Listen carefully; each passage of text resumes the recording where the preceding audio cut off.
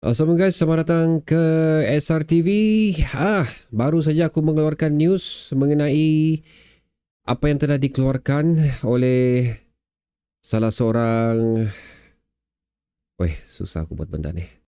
Oke guys, benda yang sudah aku bincangkan di video sebelum ni mengenai news yang dikeluarkan bahawa salah satu coach terkemuka di saingan Liga Super ni bakal meninggalkan salah satu klub lah, dan benda tu telah pun menjadi reality, walaupun pada dasarnya aku cuba untuk menidakkan benda tu, tapi walaupun we have to face the truth lah.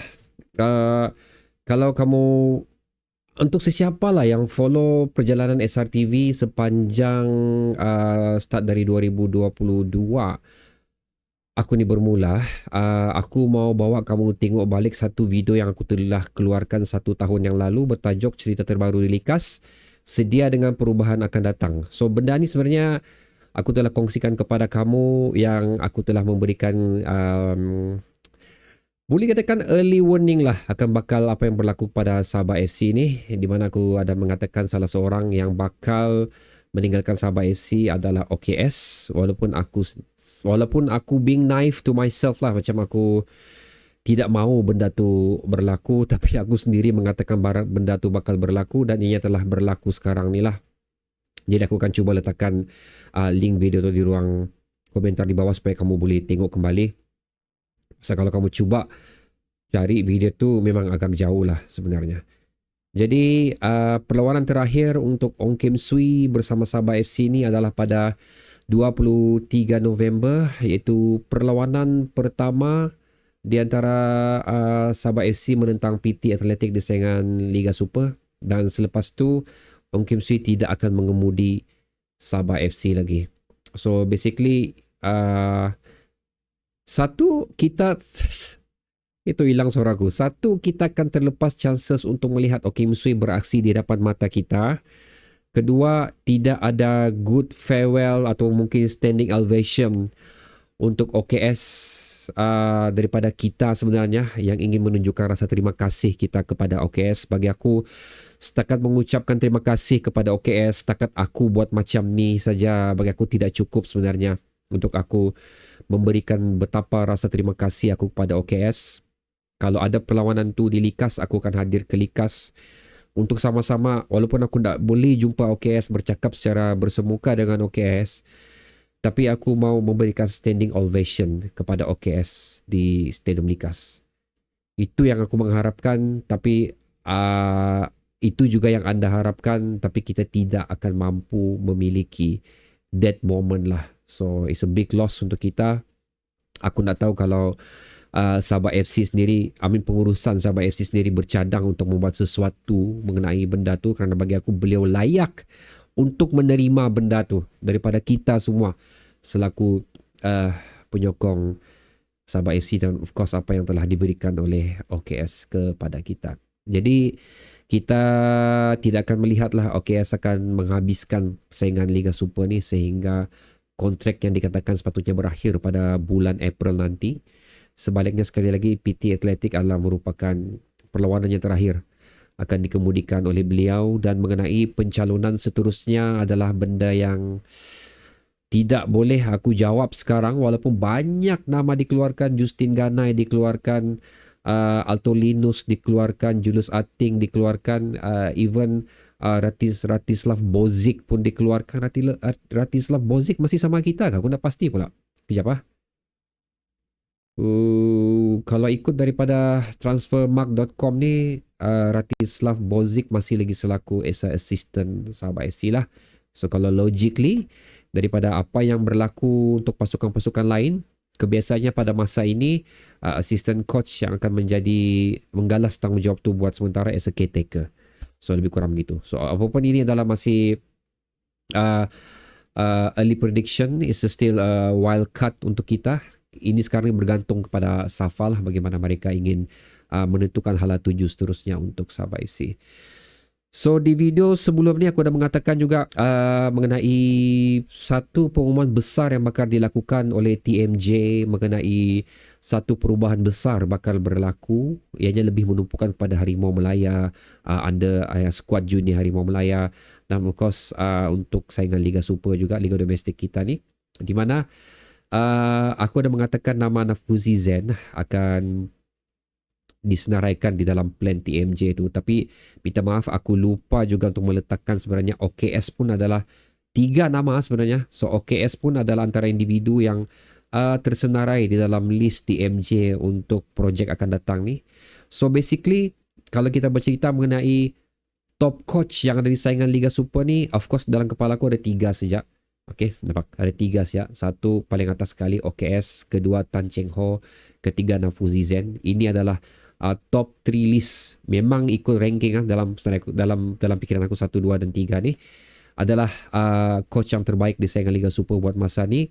Dan untuk perancangan TMJ akan datang ni seolah-olah dia macam Avenger lah. Dia mau mengumpul the best capabilities yang ada di Malaysia ni untuk membantu beliau menjayakan projek beliau ni. So that's why aku dah sebut nama Nafuzi Zen pada video sebelum ni. Tapi actually Tan Cheng Ho pun ada dalam tersenarai tersebut. Dan juga OKS pun ada tersenarai di dalam list tersebut lah untuk membantu TMJ. Dikatakan juga dalam beberapa artikel yang telah aku bacakan, actually sebelum lepas aku tahu benda ni, sebenarnya aku tengah bekerja tahu. So aku macam immediately aku text ada 2 kawan aku berbincang mengenai benda ni. Lepas tu aku balik kerja, aku hadam dulu benda ni. Aku mau make sure apa yang aku sampaikan di video ni tidak berlandaskan emosi lah, berlandaskan logik. Itu yang cuba aku katakan di sini. Okay, so 3 coach top flight di saingan Liga Super ni akan diserap ke dalam plan TMJ, membuatkan tidak ada sudah sebarang coach yang betul-betul berkaliber untuk di saingan Liga Super ni. So itu yang bakal terjadilah untuk saingan Liga Super tidak lama lagi ni. So bagaimana apa yang akan dilakukan adalah still menjadi satu misteri untuk kita. So again 15 Disember kalau aku silap adalah merupakan tarikh keramat untuk kita semua untuk mengetahui apa plan yang bakal dilakukan oleh TMJ sehingga memerlukan menarik 2 coach yang begitu berkaliber di saingan Liga Super ni untuk keluar daripada klub mereka masing-masing. Itu yang aku mau tahu sebenarnya. Okey, itu kita bercerita dari segi apa plan untuk TMJ lah. Seterusnya ada juga berita mengenai yang OKS akan pergi ke Lembah Kelang, iaitu tidak lain tidak bukan Selangor. Ini pun aku katakan juga pada video sebelum ni, again kerana appealing side yang dimiliki oleh mereka. Bagi aku pun tidak ada orang lagi yang lebih layak untuk mengisi kekosongan tersebut selain daripada 3 coach yang aku mention sebentar tadi ni untuk mengekalkan prestasi yang dimiliki oleh Selangor setakat ni.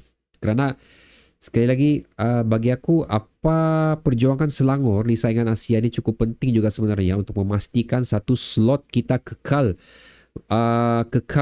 berada di dalam list saingan Asia ni untuk mengantar wakil kita ke saingan tersebut.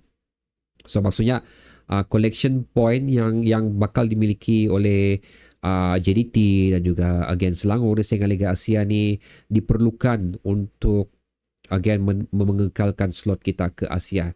Jadi betapa konsistennya Selangor, JDT kita dapat cerita lah, betapa konsistennya Selangor di saingan Asia ni very crucial lah untuk perkembangan saingan bola sepak tempatan kita. So that is why aku macam okay lah kalau OKS pergi Selangor, aku faham reason dia kenapa, aku nampak reason dia kenapa. So I have no objection untuk plan tu.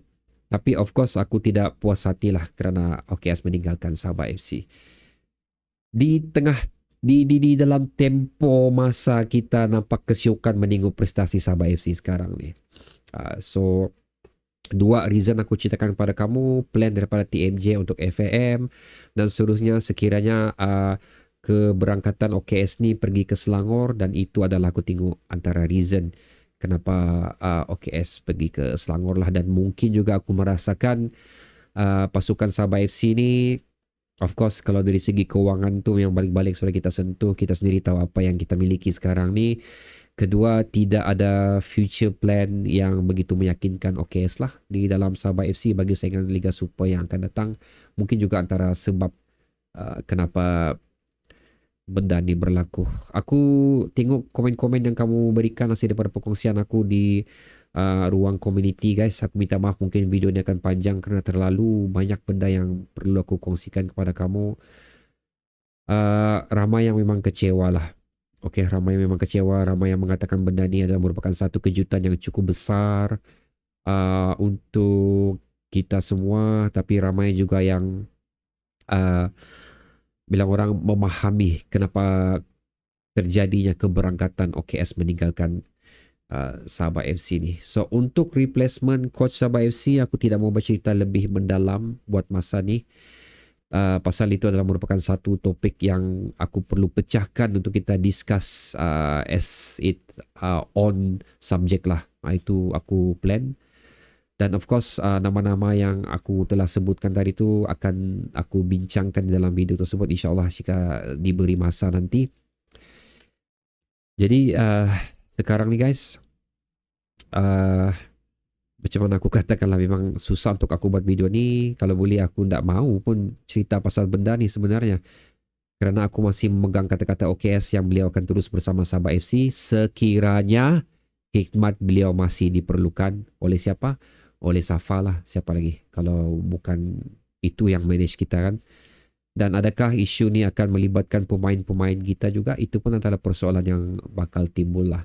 Dan bagaimana prestasi Sabah FC pula untuk perlawanan yang akan datang.